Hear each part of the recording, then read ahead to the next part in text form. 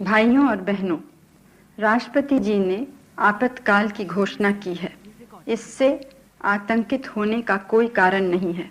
आप सभी गहरे और व्यापक षड्यंत्र से अवगत होंगे जो उस समय से रचा जा रहा है जब से मैंने भारत के जनसाधारण के लाभ के लिए कुछ प्रगतिशील उपाय करने शुरू किए। प्रजातंत्र के नाम पर प्रजातंत्र के काम को ही नकारने की कोशिश की जा रही है।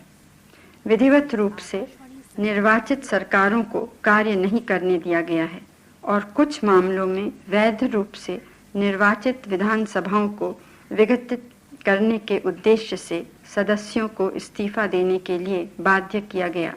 आंदोलनों से वातावरण भर गया जिनसे हिंसात्मक वारदातें हुई।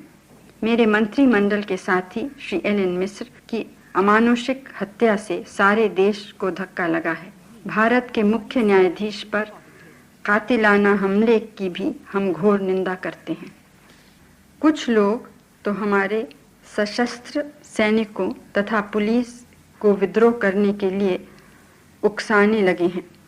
हमारे सैनिक और पुलिस अनुशासित और देशभक्त हैं और वे उनकी झांसेबाजी में नहीं आएंगे।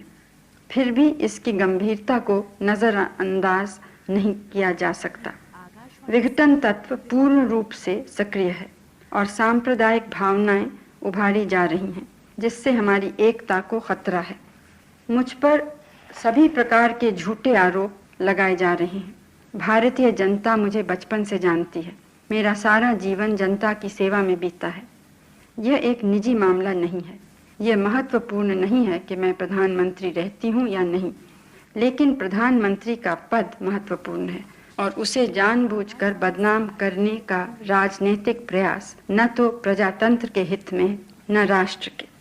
बहुत दिनों से इन घटनाओं को हम अत्यधिक धैर्य से देखते रहे। अब हमें इनके नए कार्यक्रमों का पता चला है जिनसे सारे देश में सामान्य कार्य में बाधा डालने के उद्देश्य से कानून और व्यवस्था को चुनौती दी गई है। क्या कोई भी सरकार जो सरकार है देश के स्थायित्व को कैसे खतरे में पड़ने दे सकती है? कुछ के कार्यों से अधिकांश लोगों के अधिकार खतरे में पड़ रहे हैं।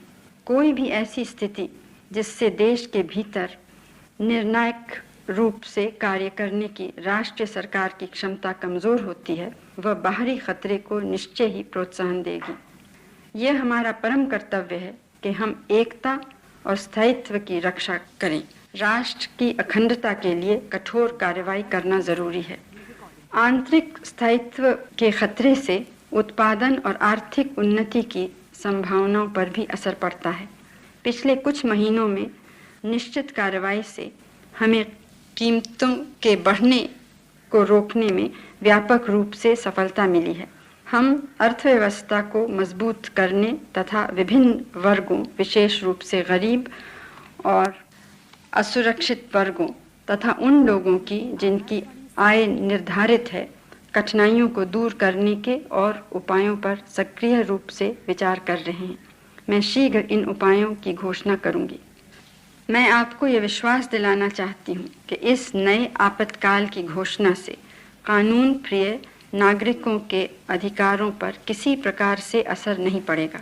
मुझे विश्वास है कि आंतरिक स्थिति में तेजी से सुधार होगा जिससे हम जल्द से जल्द इस घोषणा को समाप्त कर सकेंगे। भारत के सभी हिस्सों तथा जनता के सभी वर्गों की सद्भावना संदेशों के लिए मैं अत्यंत आभारी हूँ। मैं आपसे आने वाले दिनों में आपके सतत सहयोग और विश्वास की अपील करती हूँ।